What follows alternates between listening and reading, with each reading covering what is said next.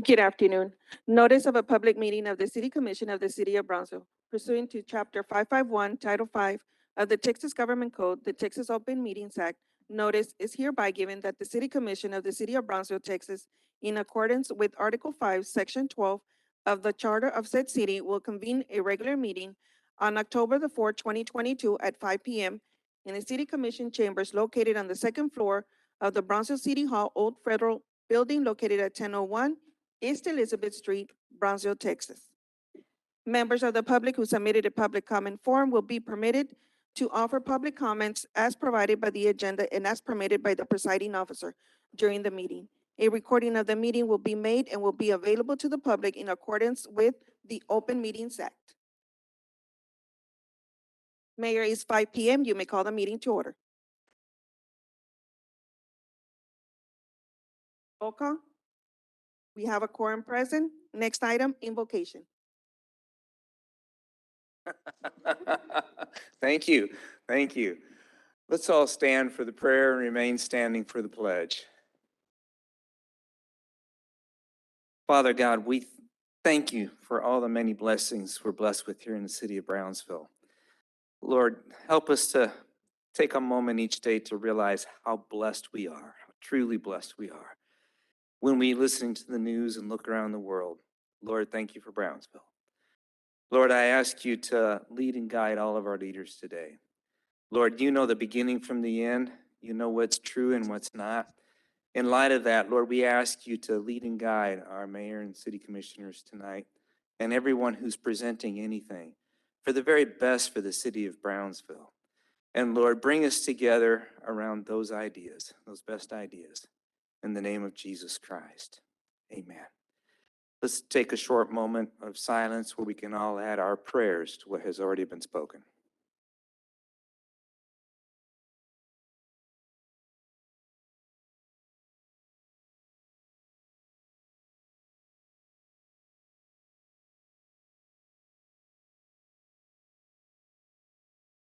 Amen. Thank you. Now the pledge. To the flag of the United States of America, to the republic for which it stands, one nation, under liberty and justice for all. Honor the Texas flag. I pledge allegiance to thee, Texas, one state, under God, one indivisible.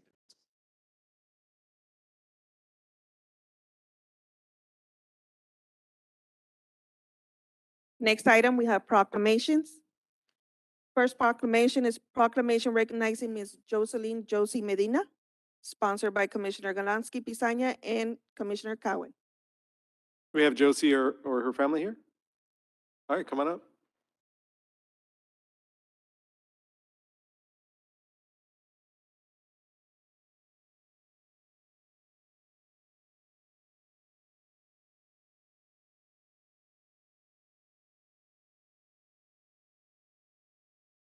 This is a proclamation of the City Commission of Brownsville, Texas, recognizing Jocelyn Josie Medina. Whereas Jocelyn Josie Medina, a 16-year-old student born and raised in Brownsville, has been recognized as a gold medalist by the World Taekwondo at the 2022 President Cup's Pan American region in the women's 55-kilogram junior division. And whereas Taekwondo is a way of life and more than simply a sport, it is a means of self-defense. Its ideals date back to ancient Confucius and Buddhism. These ideals include loyalty to country, obedience to parents, trustworthiness to friends, respect towards teachers, elders, and finish what you begin. And whereas U.S. Taekwondo, also known as USAT, is the national governing body of Taekwondo for the United States Olympic Committee and represents the United States as the official member of the National Association of World Taekwondo. USAT governs the decisions regarding U.S. national junior and senior team selections for World Taekwondo events, Pan American events, including the Summer Olympic Games Taekwondo competition event. And whereas Jocelyn has been competing at the national level for the past 5 years and has had quite the journey since she started. She rose to win the gold at the World Taekwondo President's Cup Pan American region in August of 2022, and she will be joining the USA Junior Olympic team at the next Pan American Taekwondo Games.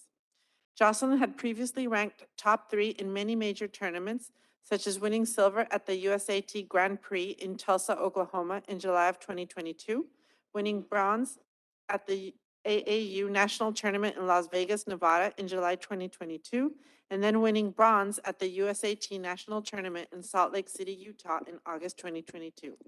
Now therefore, we, the members of the City Commission of the City of Brownsville, Texas, by virtue of the authority vested by the charter of said city, and on behalf of all our citizens, do hereby recognize Jocelyn Josie Medina for her impressive determination and achievement, as well as her coach, family, and friends for their continued support in helping Jocelyn obtain her goals. Done on this, the 4th day of October, 2022. Yeah, congratulations.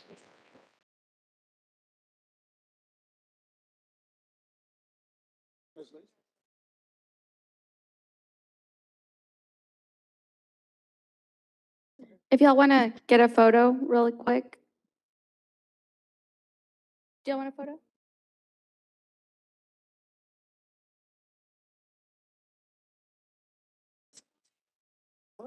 Mhm.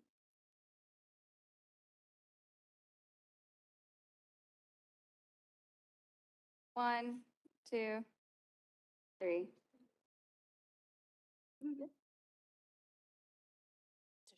Yeah. One, two. Thank you.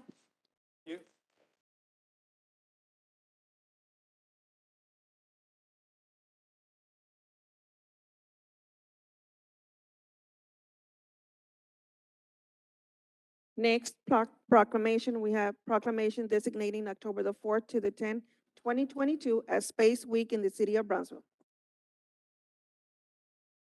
This is a proclamation of the City Commission of Brownsville, Texas, designating October 4th through the 10th, 2022 as Space Week in the city of Brownsville. Whereas the World Space Week Association has designated the week of October 4th through the 10th, 2022 as an international celebration of science and technology and their contribution to the betterment of the human condition. And whereas the City of Brownsville encourages the development of Brownsville as a hub for space exploration through the support of businesses and organizations working to advance and advocate for fields related to space science. And whereas the Cristina Torres Memorial Observatory and Center for Gravitational Wave Astronomy, operating under the University of Texas Rio Grande Valley Department of Physics and Astronomy, fosters astronomical research on asteroids, exoplanets, galaxies, and new fields of gravitational wave and multi-messenger astronomy, and cultivates local interest in astronomy by opening its doors to the public. And whereas SpaceX continues the advancement of spaceflight activities through the development of fully reusable Starship spacecrafts and super heavy rocket boosters, successfully completing 5 high-altitude Starship launch tests since 2020. And whereas the South Texas Astronomical Society, or STARS, serves to ignite curiosity for community members of all ages through space science education, outreach programs, and by serving as a liaison between the community and STEM resources and opportunities, further accelerated by the designation of STARS as the NASA Informal Education Community Anchor. Now, therefore, we, the members of the City Commission of the City of Brownsville, Texas, by virtue of the authority vested by the charter of said city, do hereby designate October 4th through the 10th, 2022 as Space Week in the city of Brownsville, Texas, done on this, the 4th day of October, 2022.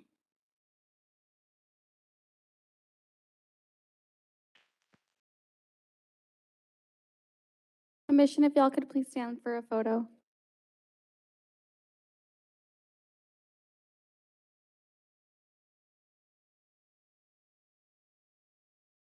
One, two, three. 1, 2, 3. Thank y'all.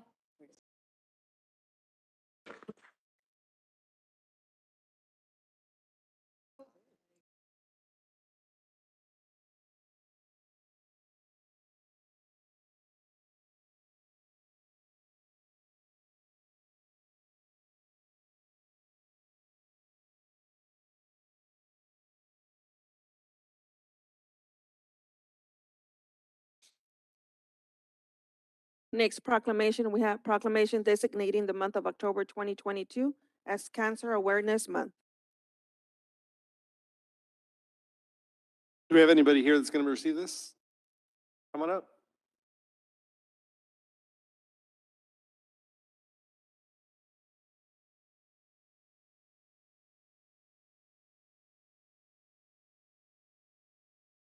This is a proclamation of the City Commission of Brownsville, Texas, designating the month of October 2022 as Breast Cancer Awareness Month in the city of Brownsville. Whereas breast cancer is the second most commonly diagnosed form of cancer for women in the United States and remains the second leading cause of cancer death among American women. And whereas mammography and X-ray of the breast is recognized as the single most effective method of detecting breast changes long before physical symptoms can be seen or felt. Early detection and improved treatment is believed to have significantly reduced the numbers of deaths caused by breast cancer. And whereas researchers, scientists, and numerous nonprofit organizations are dedicated to discovering the cure for breast cancer, during the month of October, we acknowledge the extraordinary commitment and effort invested in this cause by the Doctors Hospital at Renaissance, health physicians, nurses, and all staff of the Advanced Care Center. And whereas we recognize that over 2.5 million Americans are breast cancer survivors that give us hope of a better future. Now, therefore, we, the members of the City Commission of the City of Brownsville, Texas, by virtue of the authority vested by the charter of said city, and on behalf of all of our citizens, do hereby designate October 2022 as Breast Cancer Awareness Month in the city of Brownsville, and further call upon the citizens of Brownsville for their support for those who continue to cope with breast cancer, and extend our deepest respect for survivors and those advocating for prevention and a cure. Done on this fourth day of October 2022, signed the mayor and the city commission. Commission, can y'all stand up for a photo?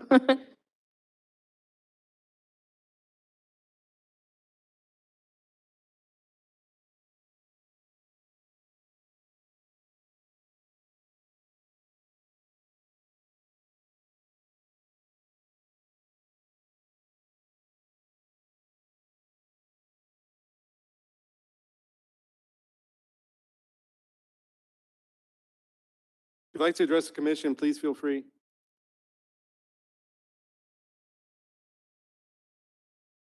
Hi, good afternoon. My name is Clara Chapa, and I'm the Community Outreach Coordinator for DHR Health. On behalf of DHR, we'd like to thank the City of Brownsville for allowing us the opportunity to spread the education and early detection, the importance of early detection throughout your community.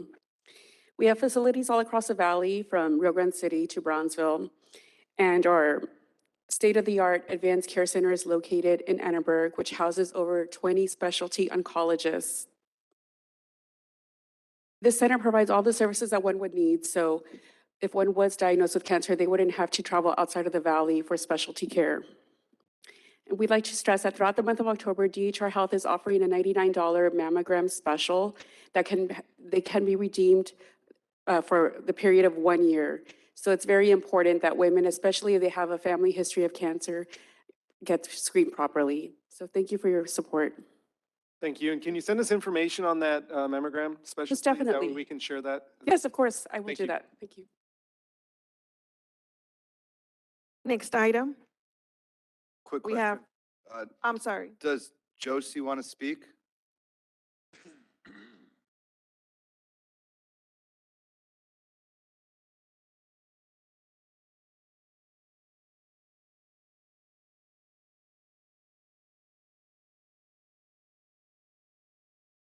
Well, I just want to thank my family and friends for being here today, and I want to thank the Commission City of Brownsville for this opportunity. Thank you.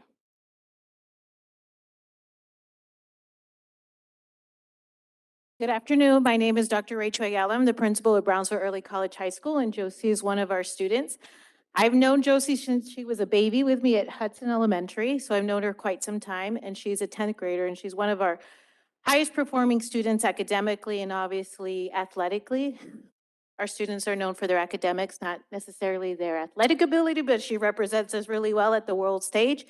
So I want to say thank you to the City Commission for giving us this opportunity to demonstrate the great things that our students do, not only on the local level, the state level, but at the world level. So once again, thank you for this opportunity, and I want to say thank you to her parents for always being supportive of their children, of Josie and their other daughters. So thank you very much. You.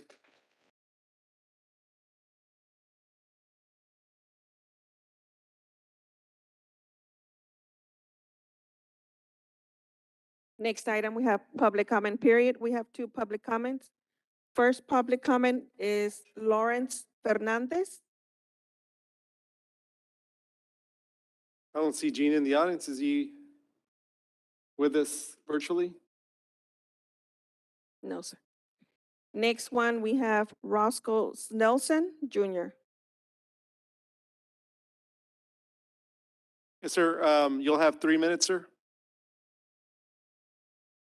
Hi, my name is Roscoe Snelson Jr. Our District 2 residents are asking is that ordinance be passed on companies of semi-trailers, trucks. Jessica Tetro has allowed semi-truck, trailer trucks with dangerous materials to sweat on and leak on caliche foundations. The dust blows into the residents' children's eyes. These companies should be obligated to place a concrete foundation or a pavement foundation or a sound barrier wall. How disrespectful to make our residential road to a light industrial road. We were not even notified by the Texas state law on the change. Cars park on the sidewalks, it's not right. They could easily back up and swipe any passing car. Jessica Tetro commented that our city officials will not get involved, so I posted the comments on Facebook. And to all my community that explained that I was part of what Jessica did to the residents, I am not part of what Jessica's done to the residents. And it shows in the past, our courts that were made by my family in the states of Texas, the first ones, and are used as museums, have never disrespected Mexicans the way Jessica has done. And there has to be something done about that, and we're asking our commissioners to all put a stop to what she's doing. Thank you.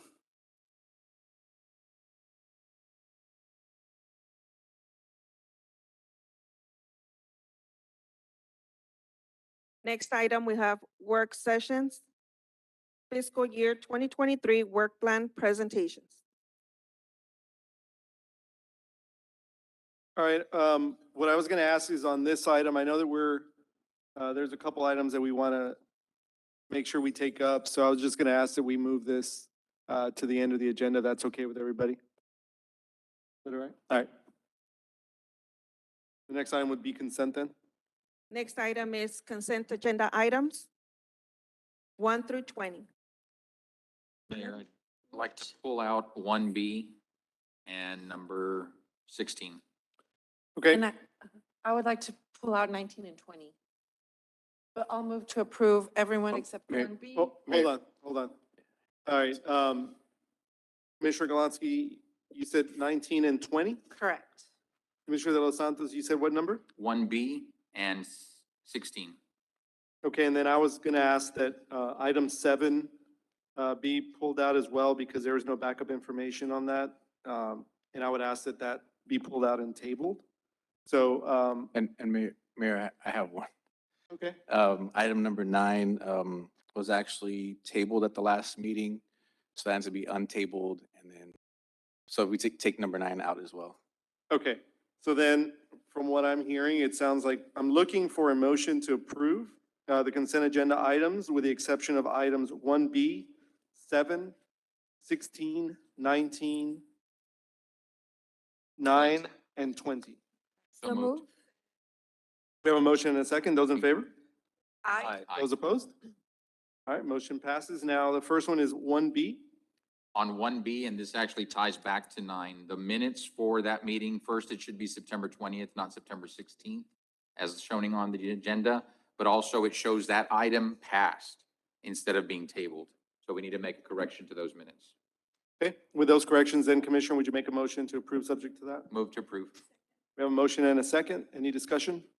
Those in favor? Aye. Those opposed? All right, that's 1B. Now, item 7, I'm just asking that this item be tabled. I did not see any, it's a public funds depository services. So it's just our banking services. I didn't see any backup information. I didn't see any rankings or anything else. All I saw was a recommendation for one particular institution, so I'm just asking that it be tabled. Move to table. Second. We have a motion and a second. Any discussion? Those in favor? Aye. Those opposed? Motion passes. Next item is 9. I need a motion to untable the I'll item. move to draw from the table. We have a motion. Is there a second? Second. We have a motion and a second. Any discussion? Those in favor? Aye. Those opposed? All right. Do we have any motions on the item? Is there any issues with the item itself, council? No, just that it was Just tabled. procedurally, we just. Yes, sir. All right. Move to approve. Second. We have a motion to approve and a second. Any discussion? Those in favor? Aye. Those opposed? Motion passes.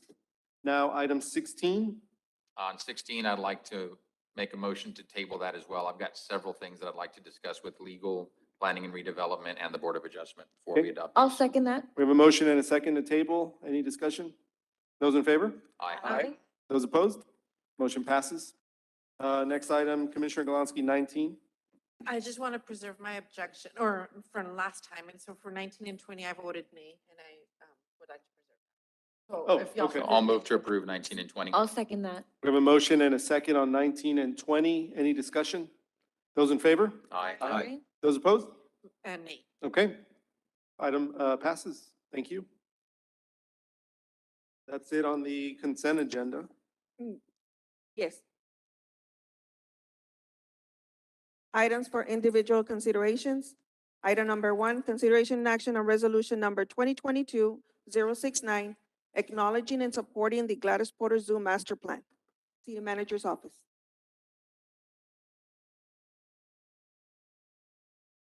I invite Dr. Birchfield to give their presentation. Thank you. Gentlemen, welcome. Thank you. Good afternoon, Honorable Mayor and City Commissioners. My name's Jay Dertinger. I'm an architect with PJA Architects from Seattle. We are a small architecture firm that specializes in zoological design, and we were tasked with being the lead designers for the Gladys Porter Zoo Master Plan. I want to thank you for giving me the opportunity to present to you what's been a labor of love for us and for many others in this room for the last couple years. It was only supposed to be a 9-month process, but obviously with the pandemic, it's been taking us about 2.5 years, but I'm happy to say that we are finally here to present with you what is the final master plan. Lee, will you be presenting the majority of it? Well, no, just some highlights. Okay, I was just going to ask because we just need you to speak up a little bit. Oh, I'm sorry. So either you can raise a mic or just speak up a little bit. Okay. There you go. Is that better? Yes. Raise the desk. I can lean down if needed. All right. Can you hear me better now? Definitely. Thank Okay. you. Of course, as much as I would love to, I'm not going to be able to present to you the entire master plan this evening, so I'm just going to give you some highlights. We have some exciting proposed new exhibits, some new visitor amenities, as well as a potential opportunity for a major expansion of the existing zoo footprint. The Gladys Porter Zoo Master Plan is based upon a solid planning process that involved input from the zoo staff, the zoo board, the city of Brownsville, and the local community. In addition to proposed physical improvements, the master plan report also included a complete site, facility, and infrastructure inventory that was mostly conducted by our local consultants, Hanson Engineering. It also included an education and interpretive plan by our consultant, Terry O'Connor, and a business plan produced by the consultant firm Zoo Advisors. Let me begin by saying, Honorable Mayor, City Commission, and the City of Brownsville, I want to send out our sincere appreciation for your realizing the value of the Gladys Porter Zoo to both Brownsville, the Rio Grande Valley, and it's world renowned. We're known worldwide because of the excellent programs for breeding rare and endangered species, our conservation work, and we are an economic engine for Brownsville. We bring in tourism. We provide jobs. We deal locally with vendors. So we turn over many times over our annual budget in terms of what's produced for the city of Brownsville. And the Gladys Porter Zoo is now 50 years old. When it began, it won architectural awards nationwide as being in the forefront of zoo design, concept, animal management, and actually putting the collection together that was put together of rare and endangered animals began a full 5 years before the United States Endangered Species Act. So the people that built the zoo were really thinking forward. And that's why I'm thanking the commission, the city staff here in Brownsville for thinking forward, because our zoo is 50 years old. One of the things I didn't mention, over 42,000 children a year go through formal classes at the Gladys Porter Zoo in conservation, ecology, a whole variety of biological topics. And it's a welcoming place for families with small children. I know that even with the hard times, we've managed to forge forward a little bit in terms of making the zoo more habitable for visitors. We just completed 2 shade structures out in the center of the zoo equipped with fans. We've got 15 more trees lining the center of the zoo, which will provide shade. But we need to make the zoo a place year-round. And that's realizing when we have hot weather. But why did the zoo need this plan to remain accredited with our national association? In the United States, there are over 2,000 facilities that have the word zoo in their title. Of that number, only 240, and that's today's number because it goes up and down, are accredited by the National Association. And that automatically, that accreditation imparts the idea of highest standards of animal welfare, husbandry, and exhibitry. But over time, standards change. For example, our lion exhibit,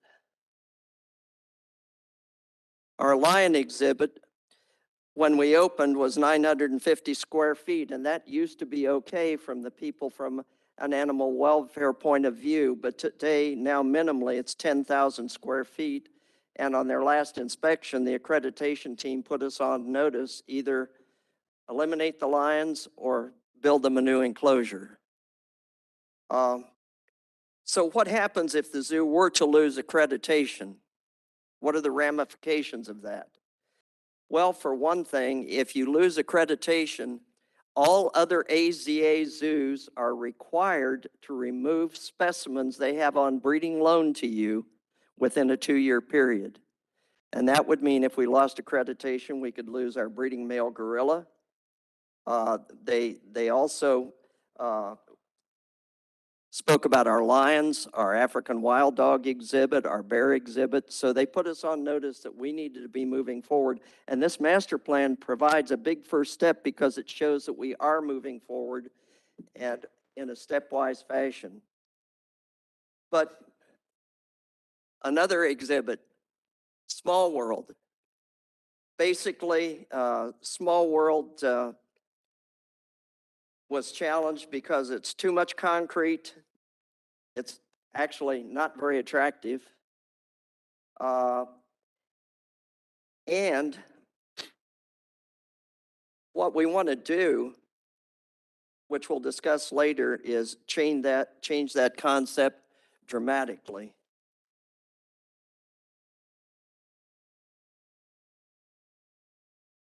What we're looking at are some marmoset and tamarin cages that were designed in 1970, and they were out of date when they built them. But they were a requirement by the Brazilian government that we build them exactly like that, even though they look like old-time cages. But that's the only way that we would qualify to get some of these rare Brazilian tamarins and marmoset small monkeys that we were trying to obtain at the time. But clearly that didn't go without scrutiny from the Accreditation Commission. That's the very thing we pride ourselves in not doing, is putting animals in small barred caged exhibits, but into habitats where they both look and act healthy and happy. And one of the big things we have now, over 50 years, public perceptions have changed dramatically, and people know this subjects like animal welfare, and we constantly are aware of that and reacting to that in terms of upgrading exhibits, upgrading furniture in exhibits, creating enrichments to where the animals don't become bored, all of these types of things. But there are a whole lot of things to being accredited, not just building new exhibits. But in our next slide, So I would add to that that also the AZA accreditation is constantly changing.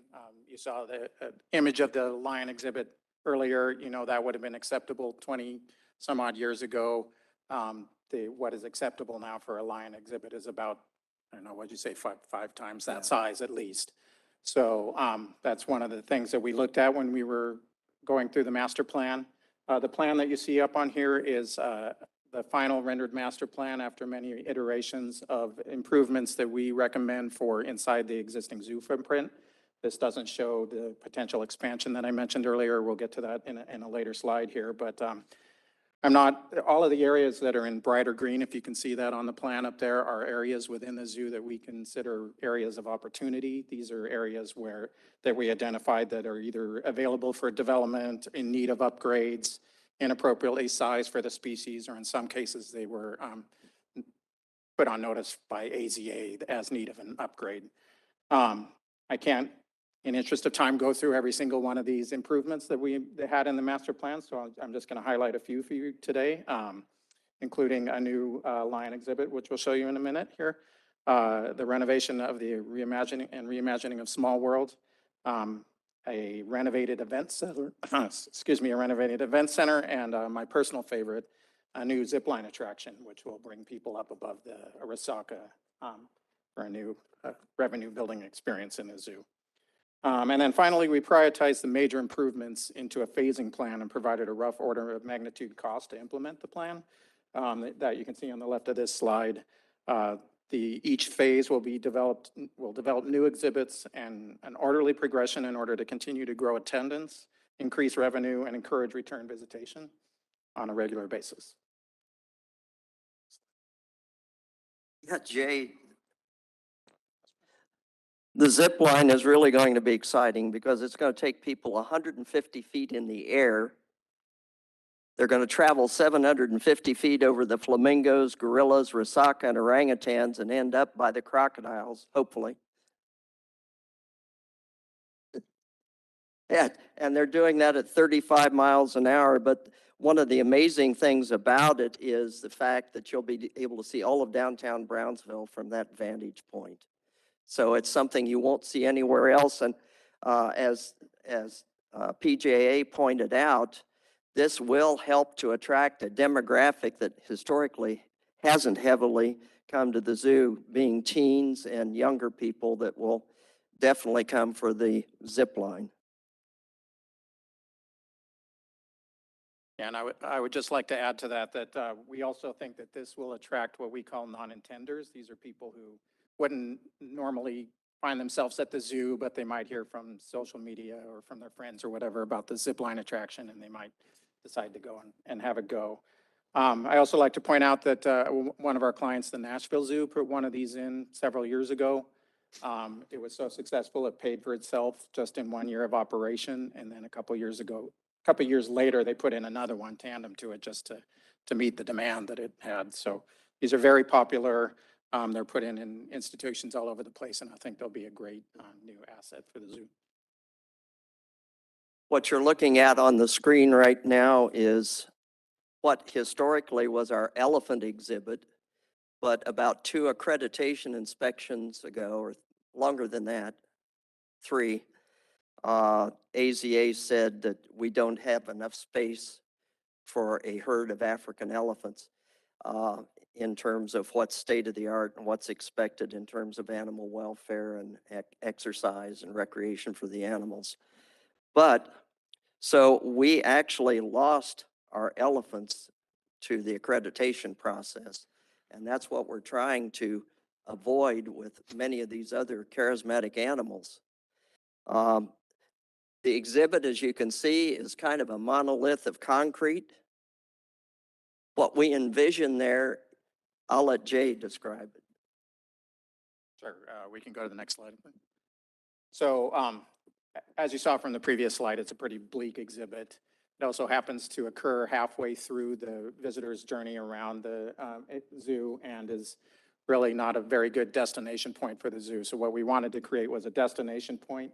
This will be a new, exciting lion exhibit that will significantly increase the size of the habitat for the lions. We also want to pull people off of the Resaca because for those of you who have been there in this part of the zoo, you're walking along boardwalks within the Resaca and viewing animals across the Resaca. So this will bring people in for those red areas you see on the plan. In the upper right are viewing shelters that are covered. It'll get them out of the sun, be able to get up close to the animals with glass viewing structures. We're also going to bring people off of the Resaca and up to what was originally the Elephant Bull Yard when it was built many years ago. That's labeled as Entrance Plaza on this plan. This will be an African-themed plaza with African canopies and such. That area will be able to be rented out for special events. It'll have another viewing structure to see the lions. And then it'll be the entrance into a new experience. The white building that you see on there, we would like to renovate as a new nocturnal exhibit. It's a way to get people into an air-conditioned space and to see animals that aren't currently exhibited at the zoo. And the other half of the building would be the holding for the lions.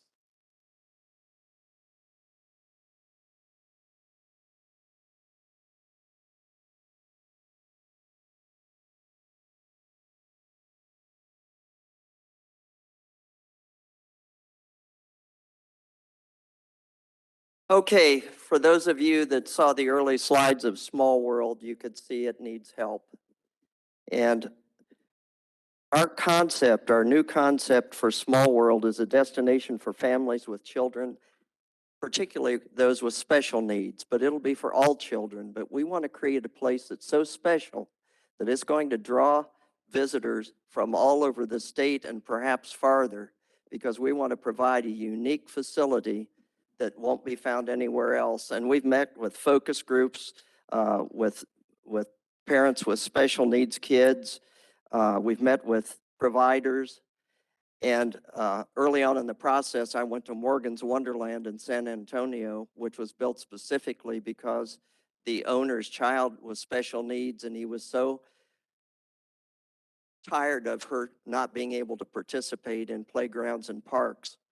And something that you will see frequently in terms of special needs parks, there was another mother, very similar scenario in Loma Alta, California, that was distressed because her daughter didn't have any opportunities. And she went to the city commission and she said, the park has nothing for my daughter. And they said, you design it, we'll build it. And now they've built several all over the state of California, and it's going nationwide. But again, realizing that there's a huge community out there that we're not really serving. And what a wonderful thing if people with special needs children knew that there were going to be days or times at the zoo where they could bring their children. Some people are into mainstreaming, others obviously not. But we want to provide something for everyone. It'll have changing stations for adult-sized special needs people. It'll have a quiet room, but we'll have a lot of tactile and visual experiences for all children. It's not just going to be for special needs. It's going to be a very special place for all children. But we want that to be the epicenter of attracting that particular group of folks to the zoo and expand in everything we do from that point forward. All of our new exhibits will have that uppermost in mind in terms of providing for those that we need to help out. And so We envision this new place as being an African-themed village. It'll be a walkthrough experience with vernacular architecture from different regions of Africa. Building materials, artifacts, furnishings, plantings, and sculptural elements will all be interpreted with carefully designed signage and graphics that tell the story of life in various African villages and the indigenous people, flora, and fauna that inhabit them. And as he mentioned, the experience will be all-inclusive with additional accommodations for special needs children. And so there are a number of attractions that this will include, which include a new interactive music experience where kids can play musical instruments, interactive water feature with pop jets or something similar to that, an indoor naked mole rat exhibit where kids can climb through tunnels to mimic the behavior of mole rats, an inclusive play area that has places for them to climb through tunnels, over walls, through oversized beehive, traverse a spider web or spin on a butterfly chrysalis. A sensory garden where there'll be multiple experiences for families to explore utilizing all of their senses. And then, as he mentioned, a quiet room will be for people that need destimulation would be included with that. An animal encounter area, which they currently have in Small World, but it would be a new and improved one with pygmy goats and other barn animals to pet. And then finally, a new meerkat exhibit, which also has crawl through tunnels and pop up where kids can get up close views to the meerkats. Yeah, we're actually going to have dueling meerkats because they put up a sentinel and they'll be facing one another. So that should be fairly active all the time because they are diurnal. And that should be a really exciting exhibit. But we're taking it one step beyond what we've seen everywhere else. We're going to have dueling meerkats.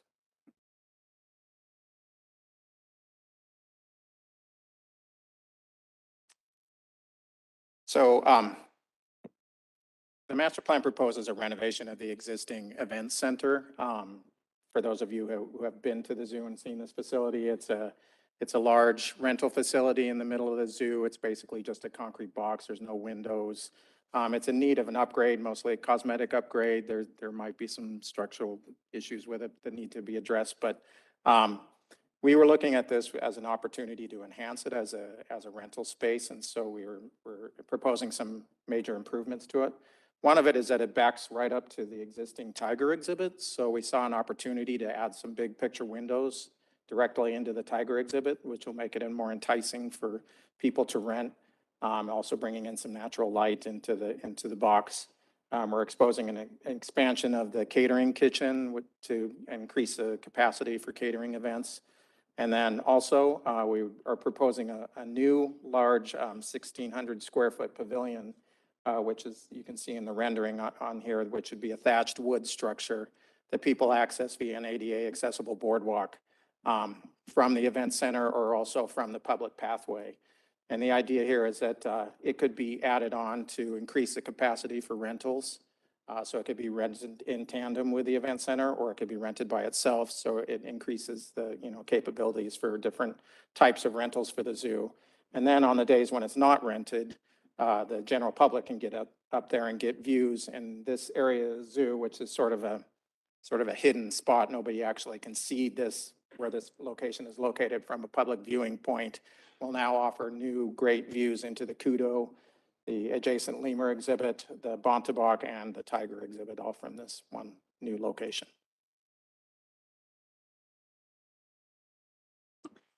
Digressing just for a second, going back to the original elephant exhibit and the need for a lovely focal point in that part of the zoo. Historically, the people came in and they met the gorillas and then they went to the other end of the zoo to see the elephants. So we need something spectacular back in that particular locale. And imagine a pride of lions in green rolling hills that you're really having an immersive experience.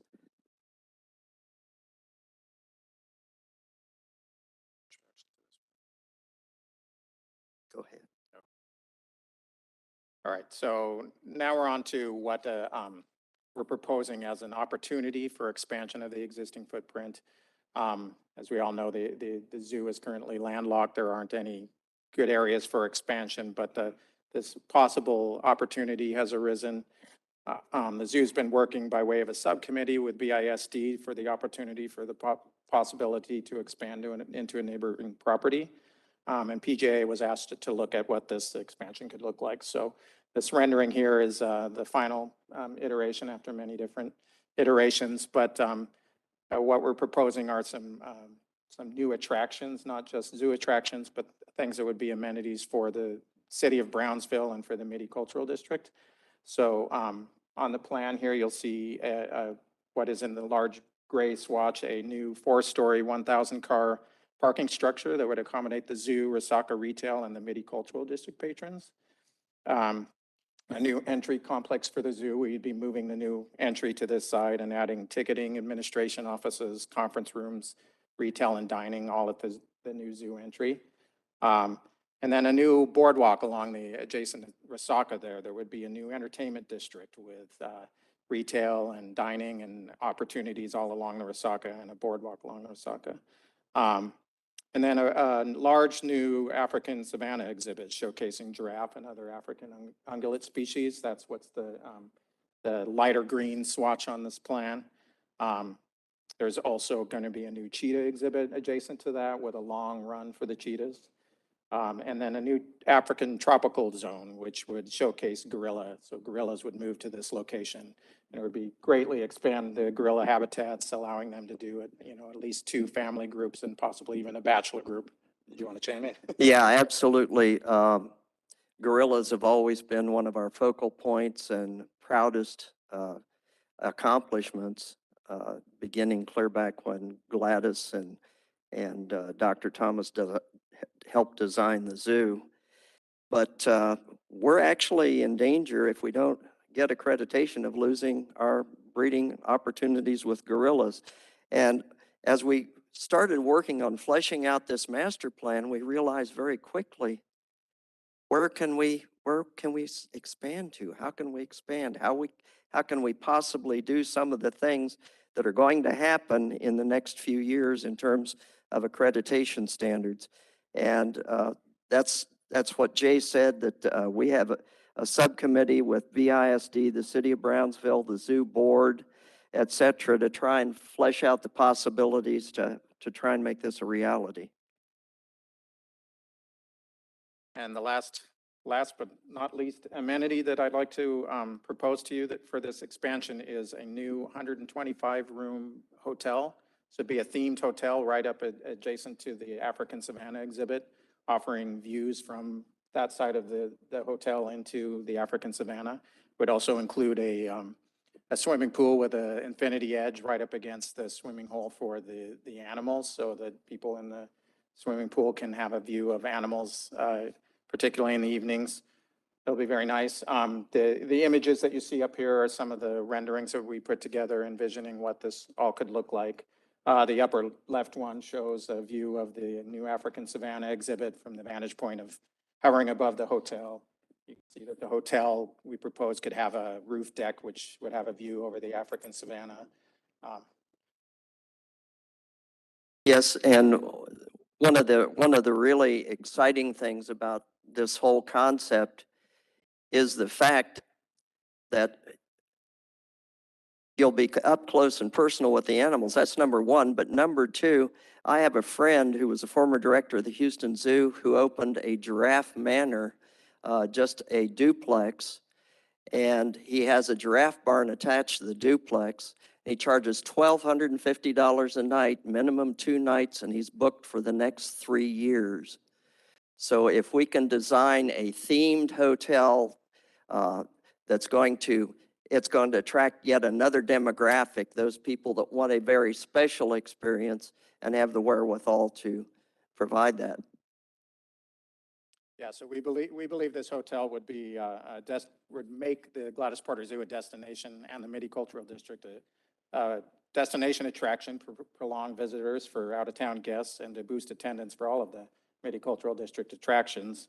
And then we also believe that this would make this a world-class attraction. There's not any other zoos that we know of, with the exception of Disney's Animal Kingdom Lodge, that has this sort of hotel with animal views direct out of the hotel. So we think that this could be a real huge boon for the Gladys Porter Zoo.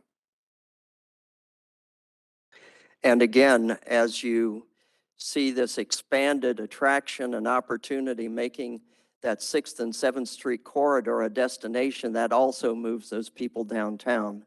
So it has an overall effect for the whole downtown area of Brownsville, not just right there along 6th and 7th Street. But the idea is that people will be able to come and spend the night or 2 nights or whatever and see the art museum, the history museums, the children's museum. If they're interested, participate in Camille Playhouse. But we're trying to make it a destination where people are going to spend multiple nights in our city. And I think this is probably maybe the linchpin to doing that. Go to the last slide. And so in summary, we believe that the Zoo Master Plan will provide the tools needed to maintain association and of zoos and aquariums accreditation.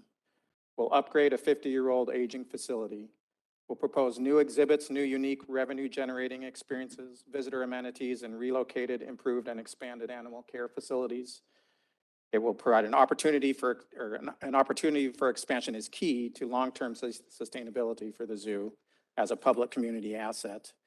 And it has the potential to become not only a regional destination, but a world-class tourism and education center.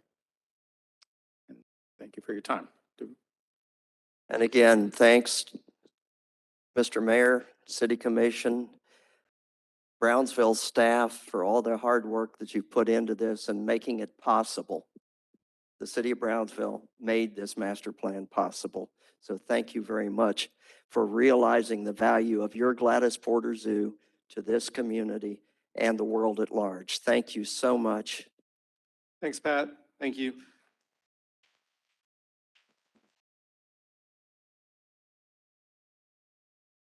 I have a question. I know that last year the city committed about $5 million for infrastructure and other drainage improvements at the zoo. Do we know the status of that, or where are we on that?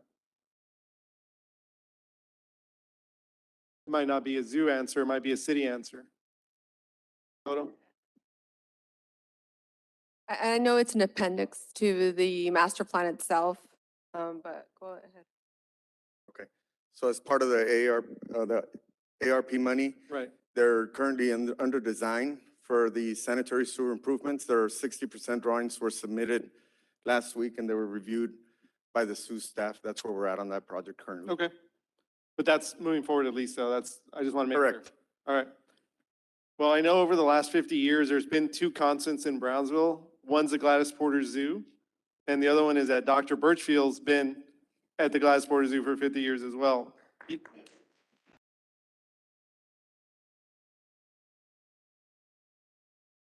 And he doesn't look a day over 49, I'd say. But, you know, this is something for me, certainly was a big priority in investing in the zoo, and it's our biggest tourism driver. It's something I think is absolutely necessary, not just to drive growth, but to continue to promote quality of life and other opportunities in the city. So with that, I'm glad to make a motion to acknowledge and support the Zoo Master Plan. Second. We have a motion and a second. Is there any additional discussion? I just want to make a real quick comment. This is wonderful and I love it. One of the things that I love the most about the zoo is the nostalgia. When I walk in, it reminds me of my childhood. So there's one thing that I'm going to ask you to guard with your life, and I know you'll do it, which is the lion fountain. Guard it with your life and display it well. Thank you. All of us, I think every single one of us. We've repainted that 100 times. Every single one of us. Every school child in Brownsville drinks out of the lion fountain. Yes, we all have a photo there. So please guard him with your life. He's a good guy. And just one last word from me, and then I'll be quiet.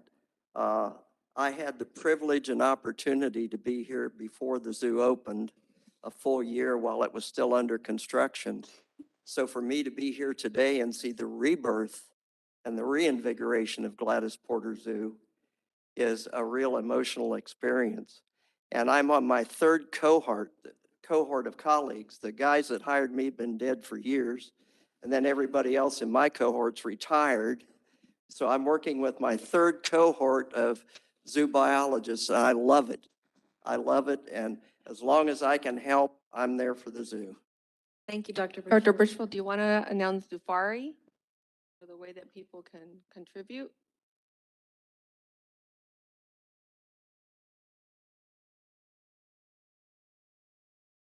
Yeah, we want to thank all the people in the community that come to the zoo and support the zoo, our members, all the visitors that come. And we also, in addition to operating a zoological facility, you may or may not be aware, we're the largest rehab facility in South Texas. And we got all the baby coyotes, the javelinas, bobcats, the occasional injured ocelot. We get it all. And that's something that the public doesn't see, but we actually do. We're the largest rehab facility in South Texas. In addition to that, we provide several special events a year, which are showcased in the community. Upcoming is Boo at the Zoo, and it will be live this year, and it will be back with all of its excitement and interest for probably 13 to 15,000 people over 2 nights is what it typically does.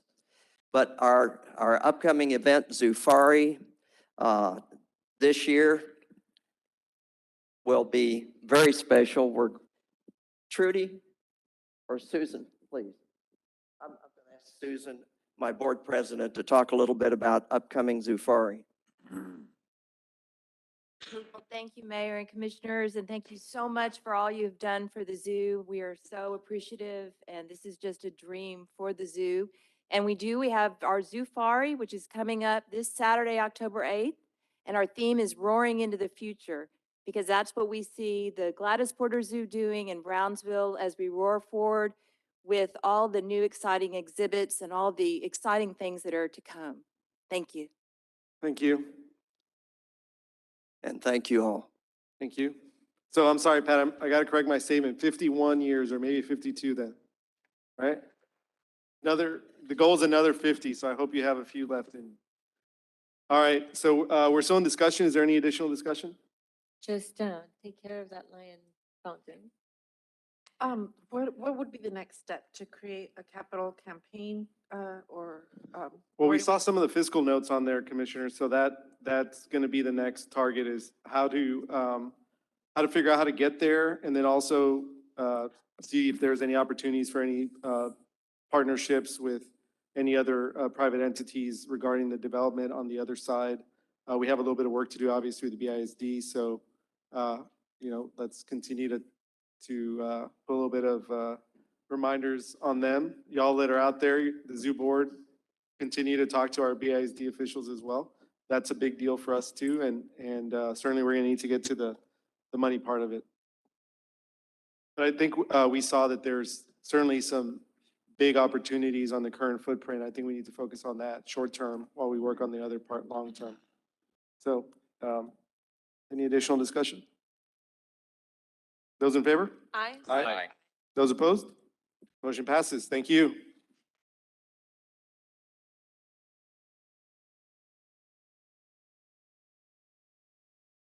Action item number 2, consideration and action to approve an amendment to the Professional Development Services Agreement TMC-16-0122, previously approved for $69,000, approving and/or ratifying the payment of additional work by the Management Connection in the amount of $79,810 since December 2021, for an aggregate amount of $148,810, and providing for future professional services over the 2-year term of the agreement and any additional option periods for total contract amount not to exceed $200,000. City Manager's Office.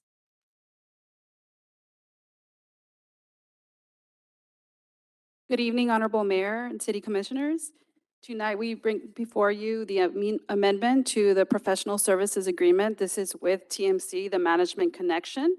We have a 2-year contract with TMC. This is from December 2021 to December 2023. This amendment includes ratification to include additional services. It also includes quoted amounts that we anticipate from now until December 2023. There is an aggregate amount of not to exceed, and that aggregate amount of not to exceed $200,000, that includes the current contract amount plus ratified amount, plus again, the services that we anticipate from now through December 2023. So that includes professional development services. We continue to focus on our professional development with our team members on people focus.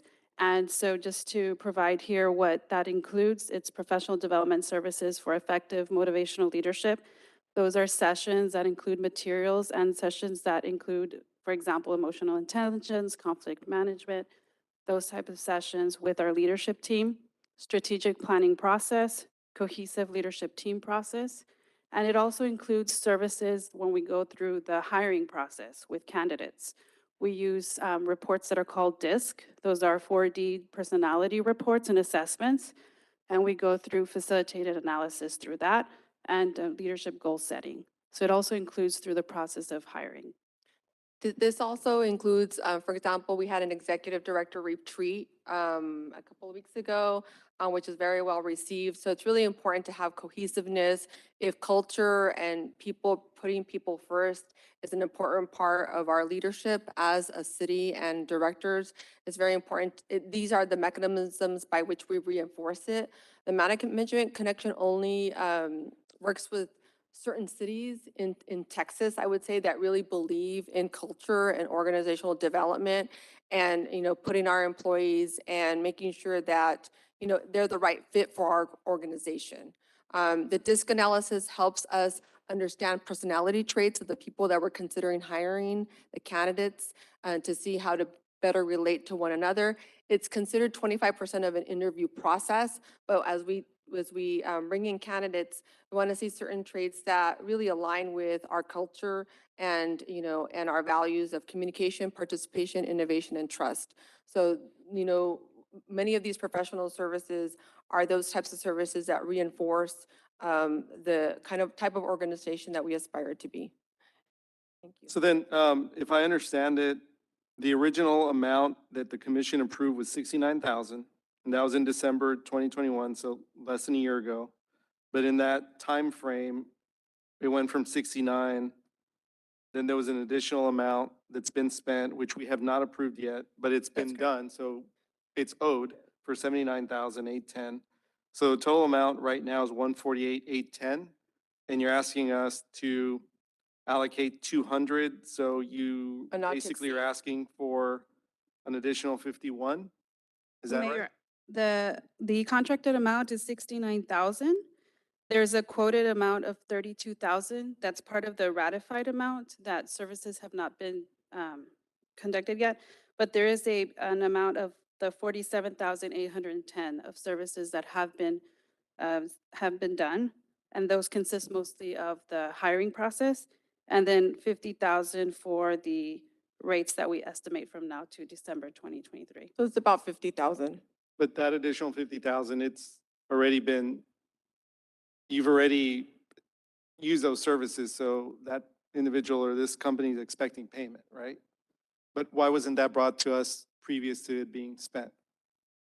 So through this process, and we appreciate the legal support, we did see that everything needs to be reflected here. There were services that went through the hiring process that were outside of this. And so that's why we're here to memorialize everything on this contract.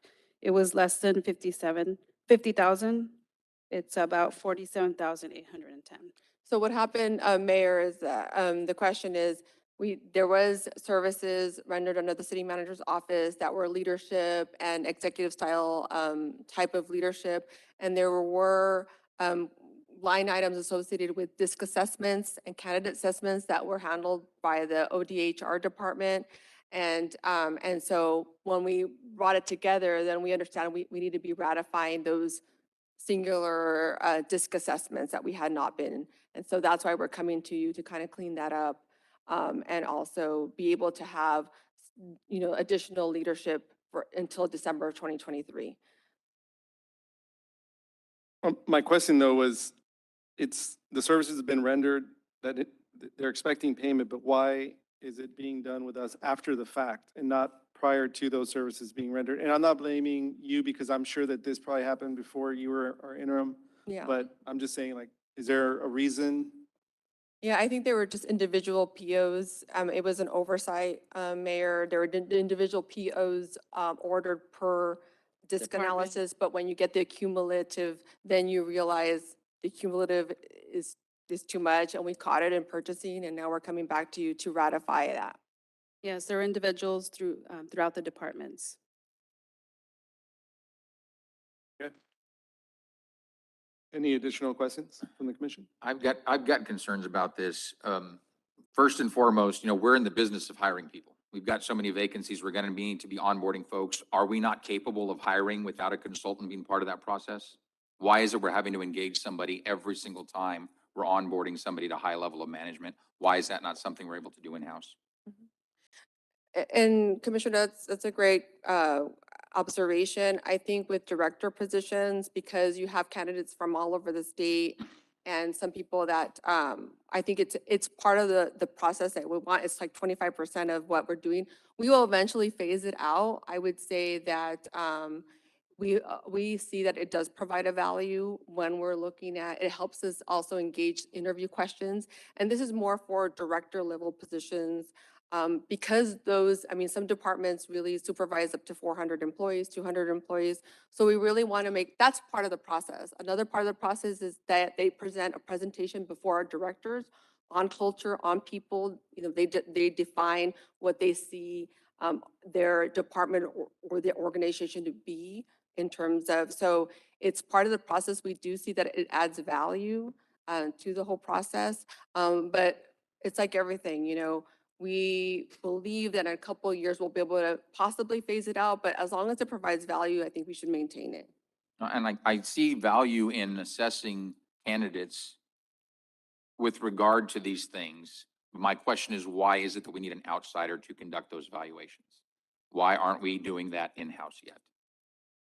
And like I said, I think that right now, we'll eventually get there, but I think that right now, I would recommend to keep that, the 4D assessment. It's very an in-depth assessment in terms of personality traits. And the consultant does go over with us, those assessments.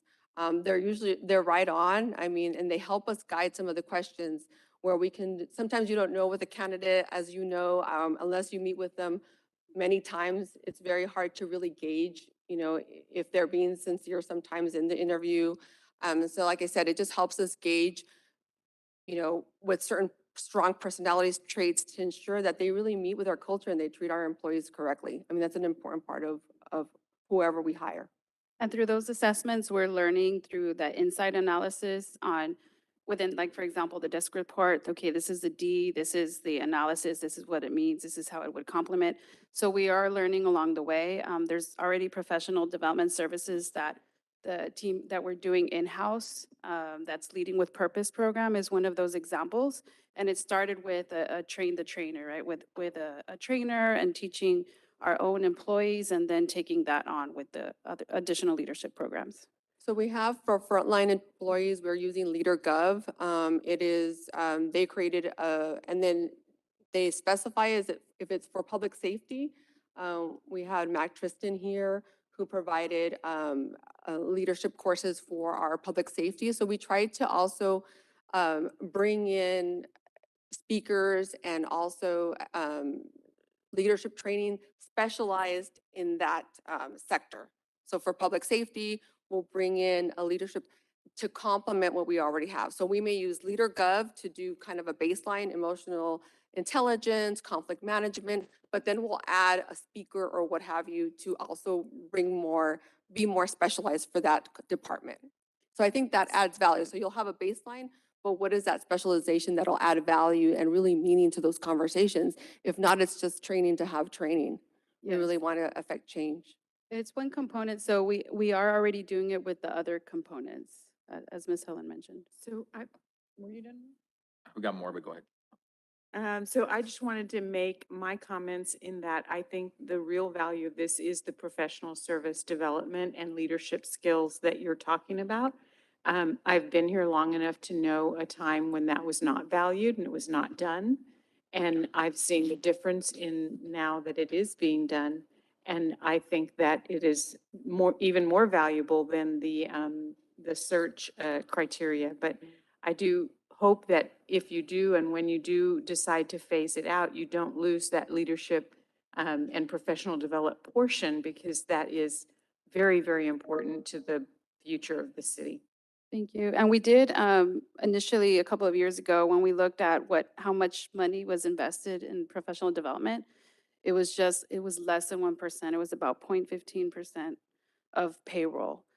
So that was something that really stood out. And so we've been focused on investing with our team. And I support that. I think professional development is very important, but it's something that we should also be in the business of. And because of that, we need to have experts on staff that are capable of Yes. conducting that type of development for our staff, rather than always having to contract out. That's very important to me. The other concern I've got is, as I look through some of this, one of the things I see is that this is part of total alignment. And I'm going to be very frank that I'm not a fan of total alignment, because to me, there are too many things I've seen with the culture that give me concerns. And we had this problem with Mr. Bernal, where I felt like information that was being presented to me was not accurate. And I didn't feel like I was getting honesty. I felt like it was circle the wagons and diffuse the situation rather than let's have transparency. And I don't want to see us continue on that path. And in a way, it makes it sound like we're continuing with total alignment. That concerns me. Well, Commissioner, I would say that I think it's the values that anything represents. Communication, participation, innovation, and trust are those values. And that value system, I think everybody lives their leadership individually, right? And I would say that I think what's important about the trainings is that it's not just for directors, it's for supervisors and frontline. We have over 200 employees, and some of it is, a lot of it is even in-house. We actually have this leading with purpose, that we have employees that are assisting with those trainings, right?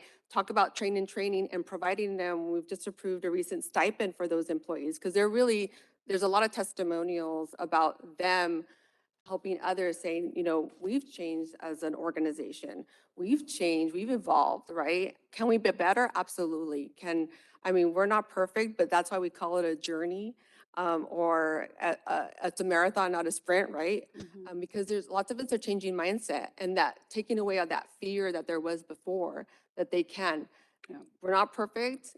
We have an organization of over 1,000 employees, but we've started, right? And through the leading with purpose that gets to, and those types of professional development courses, we believe that we can improve as an organization and really have an organization where they can speak up, they can innovate, because if you're fear-based, you're not going to try to innovate, and I think a lot of that is, I think I'm very proud, because we're working on an employee leadership conference. It's a 2-day conference. It's the same conference twice, because we understand that some employees have different schedules. So we want to make sure that as many employees can, this would be the second conference that we have.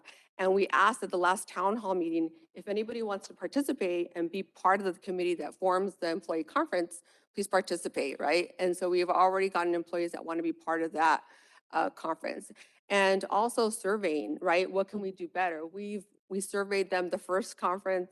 They said we would have liked to see this, that. It was very COVID-based, because it was right after COVID, or, after that. So, like I said, we're learning to get better in this organization. We want to try different tools. Some work better than others, but we will keep monitoring and surveying our employees to ensure that we do better as an organization. The last point I'll make, I'm concerned that this was originally a $69,000 contract, and now at 200, we're almost tripling that amount, and we're still in the first year.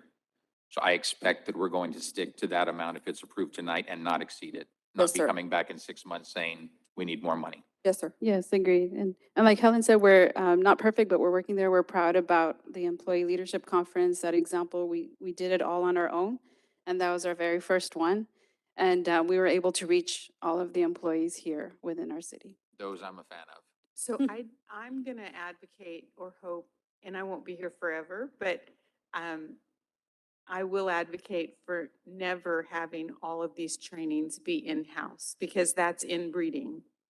And just like medicine, there is value to learning how the East Coast does certain procedures and how the West Coast handles certain medical issues and so forth.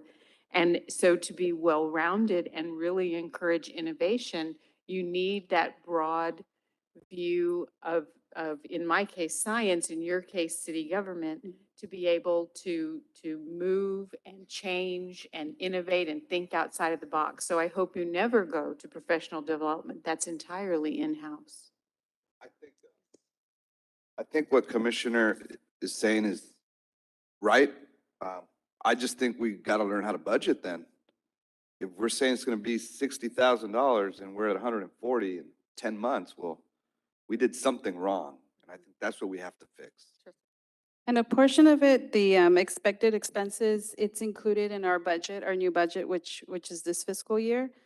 Some of the ratified amounts include quoted budgets that we have not yet, where services haven't been rendered, and it's part of our budget.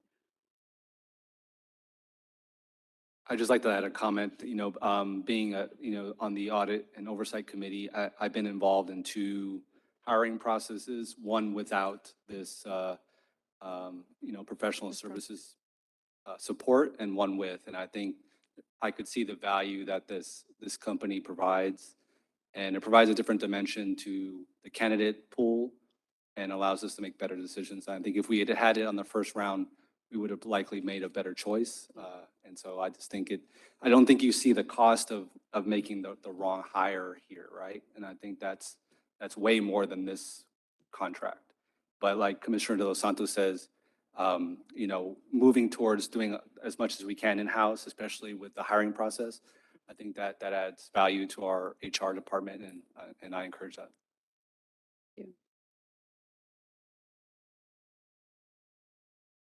Where the microphone, please get me. I'm going to agree with that. That amount of money is an entire year's salary for somebody. So I would hope that eventually you can phase it out and not be bringing large amounts to the commission like this. Yeah, so I think the 2 things we're hearing is, one, I think most of us would like to see as many of these services in-house as possible. And then I know some of us want you to be definitely more cost conscious when it comes to this sort of stuff, especially when you're setting a budget and you're coming to us saying it's going to be a certain amount and then you blow through it. That's not a good thing. And I don't like to set precedents like that personally. Okay. All right. Any other comments or concerns? Do we have any motions? Motion to approve. Second. We have a motion and a second. Any additional discussion? Those in favor? Aye. Aye. Those opposed? I'm going to be a nay on that. Motion passes. Thank you. Thank you.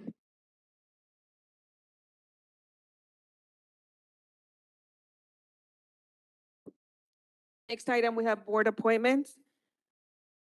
Consideration and action on resolution number 2022-072 to confirm the appointment of members to the Civil Service Commission. This is a city manager appointment. Is that correct? Are these typically appointed by city manager? Yeah, chief executive. Okay. Yes, good afternoon, good evening, Thanks, y'all. Mayor and Commissioners. Yes, I'm Rene Coronado, Civil Service Director. So the Civil Service Commission has a pending expiration on one of the appointments, and we're working on this resolution to reappoint Mr. Jorge Green, local attorney. I believe he lives in District 4.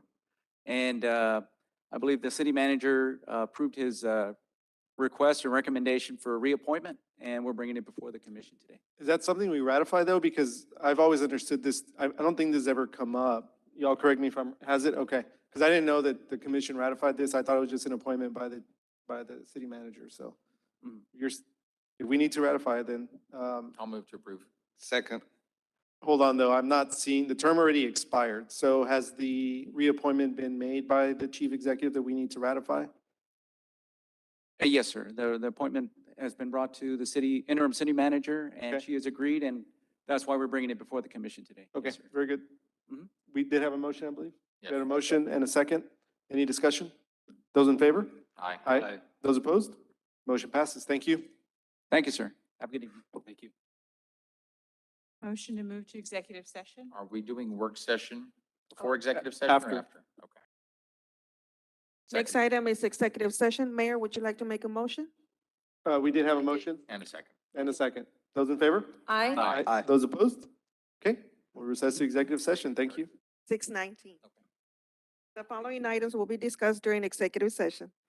Closed session pursuant to Texas Government Code, Section 551.071, consultation with attorney related to the collective bargaining labor agreements between the city and the duly recognized bargaining agents for the city's law enforcement, police and fire personnel. Executive 2, Closed session pursuant to Texas Government Code, Section 551.071, consultation with attorney related to legal issues regarding the Tanasca audit conducted by Carr, Riggs, and Ingram. Executive number 3, closed session pursuant to Texas Government Code, Section 551.071, consultation with attorney related to legal issues regarding the investigation of city financial transactions.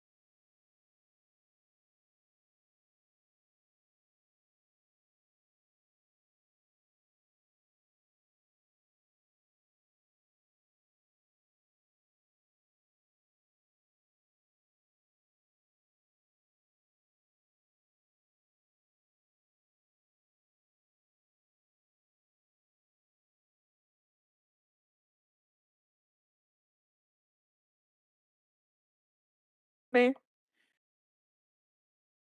All right. It is now 9:26. We have possible action on any items as discussed in executive session.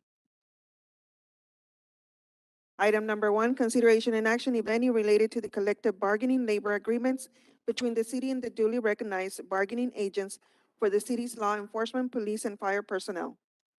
Okay, I think we have two separate items here. The first, we can take up the fire one. Do I have any motions? I'll make a motion to approve the fire agreement. Second. We have a motion and a second. Any discussion? Those in favor? Aye. Those opposed? Motion passes. Now on to police. No action on police. Thank you all. Happy we got this done. Thank you. Thank you for being. Thank you, guys. Thank you for being awesome. Sorry to make you wait. Thank you. They don't mind waiting if it's good news. There you go. We really appreciate your leadership, so thank you. Item, Yeah, come on up. Real quickly, for those of you guys that know me, my name is Joe Huerta. I'm a firefighter paramedic for the city of Brownsville for about 14 years. I've been our union president for the last 2. So this is my first negotiation, and I have nothing but good things to say about Ms. Walker, Ms. Hayward, the rest of their team. Everybody was really great with us. It actually gave us, I mean, obviously getting a contract is a great thing, and getting it fairly quickly is something that we're not used to. So I think that was really good for our members at a really good time. And just the fact that we were able to kind of sit down, have a really good conversation with representatives of the city is something that an opportunity we don't really get very often. And I think that's just, years of kind of tension and turmoil from ages gone by. So we were kind of hoping to do something different with this. Hopefully it turned out for the best. I think it did. Hopefully we don't have to wait 3 years to kind of sit down in the room with some of these guys again. So I just wanted to say that I appreciate everything that they did, and thank you guys. And thank you. And We appreciate your leadership skills. And I can say also that the feeling is certainly mutual as far as the negotiations, the discussions, and us, being very happy that it was so short also. But I think I speak certainly on behalf of myself when I say that we certainly appreciate everything you do. It's always our goal to try and take care of you all as much as we can within our resources, and I'm glad it worked out, so thank you.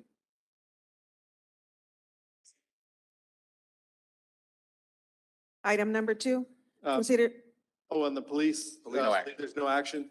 No action on that item? All right, so item two? oh, sorry. Sorry about that. Thanks, Siri. Item, number two, consideration and action, if any, related to the Tanasca audit conducted by Carr Riggs and Ingram. I'll move to accept the report. Second, Commissioner, that was to accept both the report and the executive summary. And the executive summary. second, We have a motion and a second. Any discussion? Those in favor? Aye. Those opposed? Motion passes. Motion to adjourn? Last I- item. second, Sorry, There's no action on the last item. Item number three, there'll be no action. Oh, we have to table. Table the some- work session. I'd And like to yes. make a motion to table, or do Work you? session. she Let need me to- read the agenda item. Are Pardon you me. gonna table? Which one? Hold on. Okay, so executive action, item three, there's no action. Then on work session, Oh, the going back work to work session. session, do I have a motion to table? Motion to table. Second. We have a motion and a second. Any discussion? Those in favor? Aye. All right, that item's tabled. We have a motion to adjourn. Motion to Second. adjourn. second, We have a motion and a second. Those in favor? aye. Opposed? Stand adjourned. Thank you. 9:30 PM, meeting has ended.